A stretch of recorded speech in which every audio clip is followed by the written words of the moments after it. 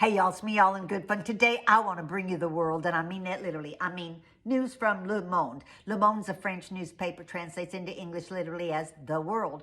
So the last couple mornings I've been picking up my cup of coffee, sitting down in front of my computer and reading my digital version of Le Monde so I can see what's going on in the world and what the world thinks of the United States without the usual U.S. media bias. So let me share a couple of today's headlines and highlights. March 4th. So this first article here says that Donald Trump sows political and financial chaos by imposing tariffs against China, Canada, Mexico.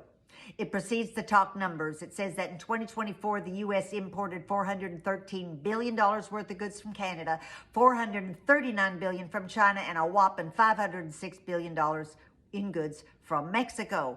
Then it goes on to say consumers are concerned about what it'll do to pricing. So they looked at the Wall Street Journal and Moody's Analytics and some clever calculations that they did that said, well, if you put a tariff of 10% on something like an Italian bottled wine, 10% tariff, price goes up 10% to consumers, but that some other goods are sort of substitutable, like shoes from China. So you put a 10% tariff, price might only go up 4%.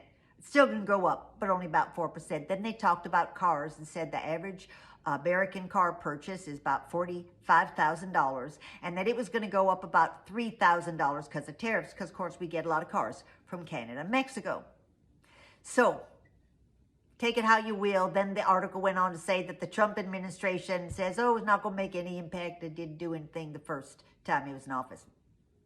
Anyway, next article, take a look at this. It says the Trump administration trade wars intensify against the same three countries. But this article talks more about how those countries are responding. And it says that Beijing says they're going to go to the ends of the earth, do whatever is necessary to retaliate against the United States. And they're going to impose 10 and 15% tariffs on goods, agricultural goods coming from the U.S. Stuff like soy, wheat, corn, cotton, and chickens. So Chinese people aren't stupid. They're not going to pay an extra 15% for those goods. They'll just buy them from places other than the United States. So that's going to hurt our agricultural department. And, oh, well, too bad, so sad. Oh, sorry, those are my editorial comments.